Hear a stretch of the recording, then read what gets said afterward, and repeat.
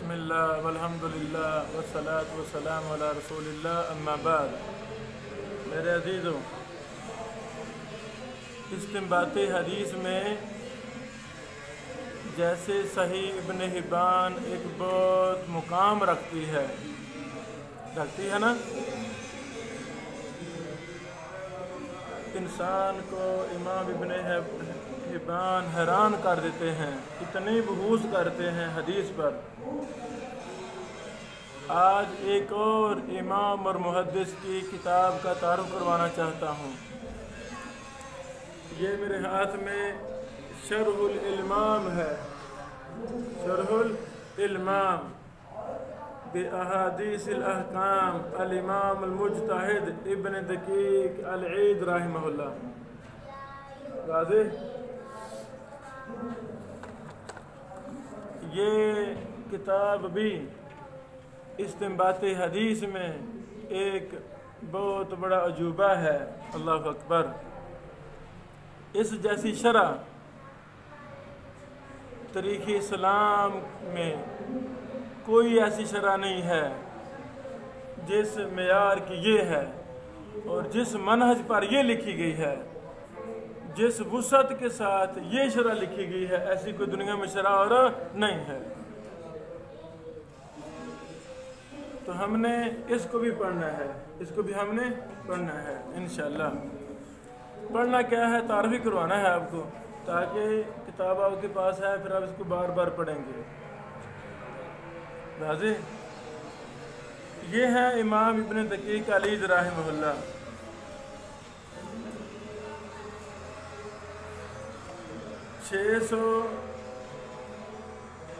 604 ہجری میں فوت ہوئے تھے۔ اب نظر نہیں آ رہا، بیٹھ دینا، لیٹ دینا۔ اللہ اکبر! ان کا اصل نام تھا ابو الفتح تقی الدین محمد بن علی بن وہب القشیری المصری، یہ مصر کے تھے۔ بہرحال نظر نہیں آ رہا کیا لکھا ہے۔ وفات، تاریخ وفات صفحہ نمبر 35 سے پہلی حدیث کی شرح شروع کرتے ہیں اور 161 صفحے پر جا کے ختم ہوتی ہے۔ گویا کہ تقریباً 120 صفحات پر امام ابن دقیق العید نے شرح لکھی ہے ایک حدیث کی۔ واضح؟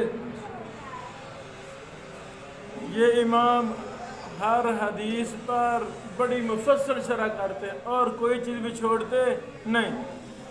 راویوں کے حالات، علل پر بحوث، ترک پر بحوث، پھر لغت پر بحوث، منطق پر بحوث، بلاغہ پر بحوث، استنباط حدیث پر بحوث، وجہ اعراب پر بحث، یعنی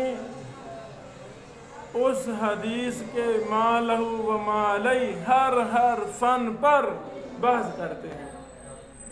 اللہ اکبر! آئے میں کچھ چیزیں آپ کو پڑھ کر سنانا چاہتا ہوں۔ پہلی حدیث کیا لائے ہیں؟ ان ابی ہریرہ رضی اللہ تعالیٰ عنہ قال جاء رجل الى رسول اللہ صلی اللہ علیہ وسلم فقال یا رسول اللہ انا نرکب فی البحر ونحمل معنا القلیل من الماء فإن توضأنا به عطشنا افنتوضأ بماء البحر فقال رسول اللہ صلی اللہ علیہ وسلم هو الطہور ماؤه الحل میتته۔ یہ حدیث ہے۔ یہ کیا ہے؟ حدیث ہے۔ اس کی تخریج میں لکھا ہوا ہے اخرجہ الاربعۃ ابو داود والترمذی والنسائی وابن ماجہ وصححہ الترمذی واخرج ابن خزیمہ فی صحیحہ ورجح ابن مندہ ایضا صحتہ۔ یہ حدیث کا متن ہے، آگے مختصر تخریج ہے۔ یہ احکام کی کتاب ابن دقیق نے خود ہی لکھی ہے، خود ہی۔ اس کا نام ہے الالمام باحادیث الاحکام، جیسے بلوغ المرام ہے، تو خود احکام کی کتاب لکھی، پھر اس کی خود ہی شرح لکھی مفصل۔ توجہ کرنا، شرح شروع ہو گئی ہے۔ الکلام علیہ من وجوہ، یعنی اس حدیث پر کئی صورتوں میں میں کلام کروں گا. پہلی الاول، پہلی صورت، پہلی وجہ فی التعریف بمن ذکر فیہ، اس حدیث میں جن محدثین کا روات کا ذکر ہے پہلے ان کا ذکر.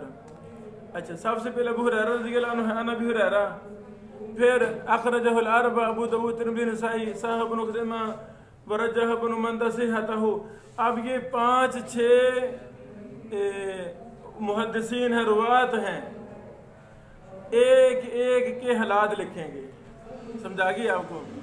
سب سے پہلے اما ابو ہریرہ کے حالات شروع ہو گئے ہیں. ماشاءاللہ، یہ سارے ابو ہریرہ کے حالات ہیں. پھر ابو داؤد اخرج الاربعہ، ابو داؤد ہے نا پہلے، پھر ابو داؤد صاحب کے حالات ہیں محدثانہ انداز میں. وہ حالات لکھ کر اس کے بعد امام ترمذی کے حالات، دیگر محدثین ابن خزیمہ وغیرہ کے حالات بھی سارے ادھر لکھے. اللہ اکبر. میرے عزیزو،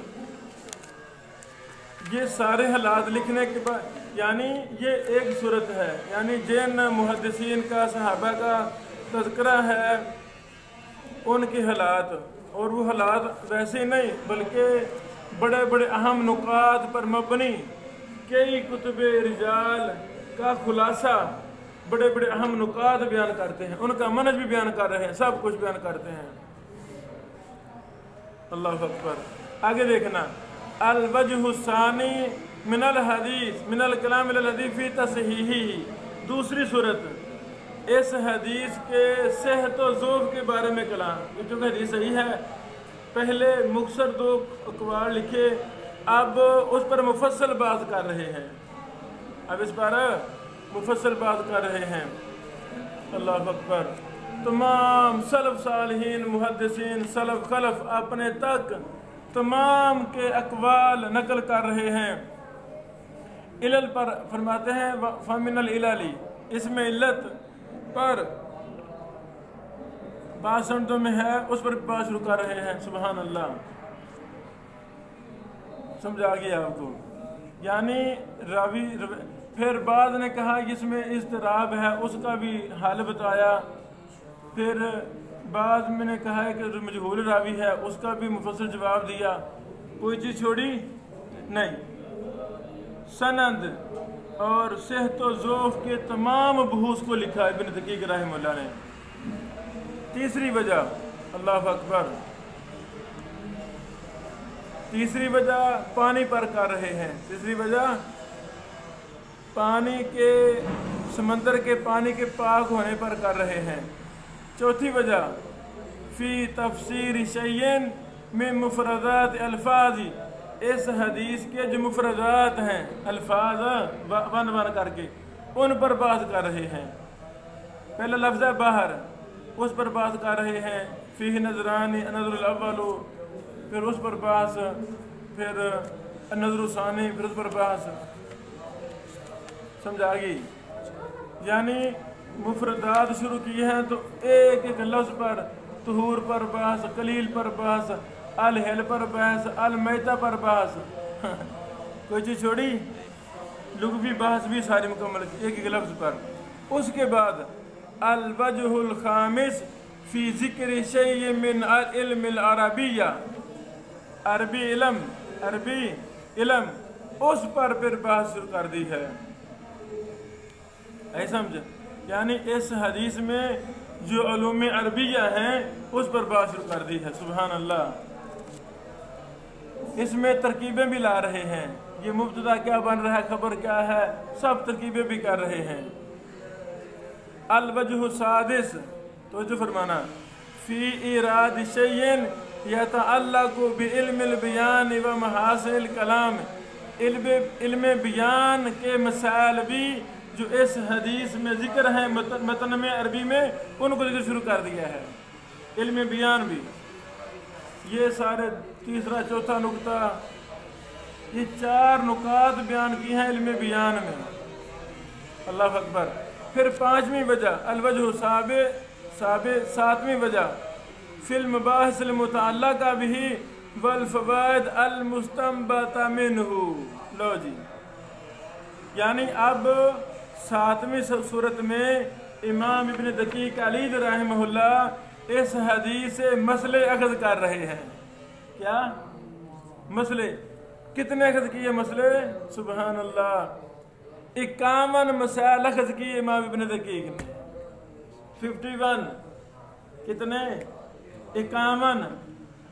اور ہر مسئلہ تفصیل کے ساتھ لکھا ہے. اس پر مزید دلائل اقوال وہ بھی اشارتاً کرتے ہیں محدثانہ انداز میں. لو جی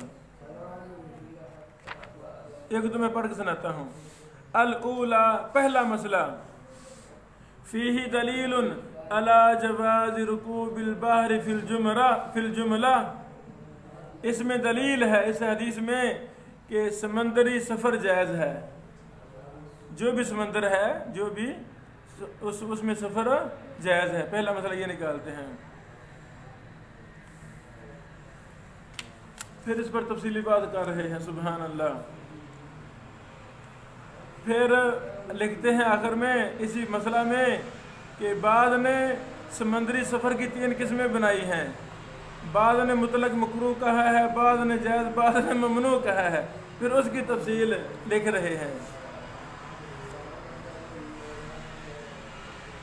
سمجھا گی؟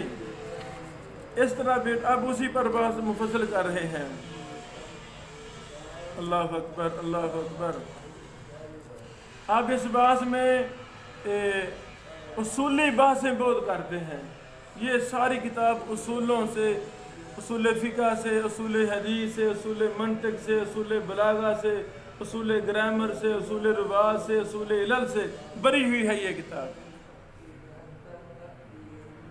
انشاءاللہ میرا عزم ہے میں اس کو اردو میں شائع کروں گا. اللہ زندگی دے, توفیق دے, ہم اس کو اردو میں شائع کریں گے. اچھا لو میرے بیٹو, ابھی میں ایک اور مسئلہ پڑھ کے سناتا ہوں آپ کو. سبحان اللہ.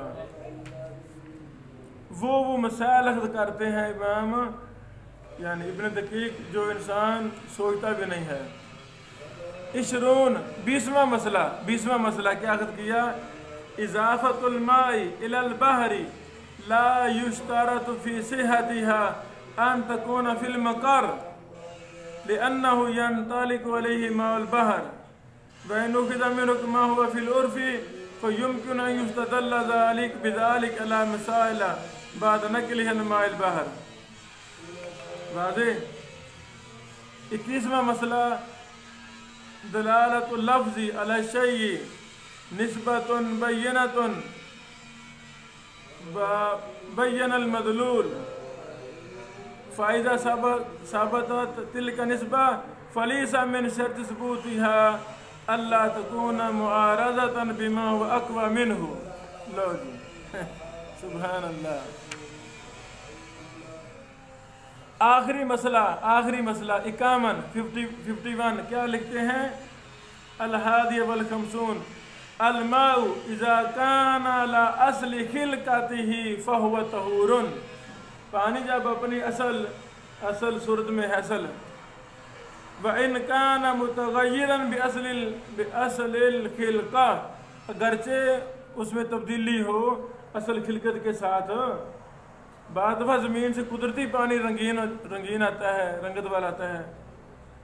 ورأيت عند بعض الشافعية الاستدلال بهذا الحديث على هذه المسألة بناء على أنه يتناول متغيرة وغير متغير. فرماتے ہیں یہ جو میں نے مسئلہ اخذ کیا ہے نا, یہ میں نے بعض شافعیوں کو دیکھا ہے وہ اس مسئلہ کو استعمال کرتے ہیں. سمجھا گی؟ لو بیٹو یعنی شرح الالمام باحادیث الاحکام یہ وہ کتاب ہے جو استنباط حدیث میں اور حدیث کے منہج کو سمجھنے میں سب سے باکمال ہے. اللہ اکبر. ابن حجر رحمہ اللہ رحمۃ واسعہ فتح الباری میں اسی کتاب کے منہج پر چلے ہیں جو یہاں بڑی تفصیل کے بعد ابن حجر رحمہ اللہ نے بھی حق ادا کر دیا فتح الباری کی شرح کا, تفصیل کا. ہر حدیث میں محدثانہ, لغویہ حدیثی بحثیں، لغوی بحثیں، علل پر، اور کوئی شاید چھوڑی نہیں بھی نہیں جرائم مولا، وہ انہی کے منع پر چلے ہیں۔ اللہ ان سب سے راضی ہو جائے۔ تو آج آپ میرے بیٹوں نے اس کی پہلی حدیث کی شرح کو بالضبط پڑھنا ہے، ترتیب کے ساتھ حل کرنا ہے۔ کل میں سن رہا ہوں، واضح؟ بارک اللہ فیکم۔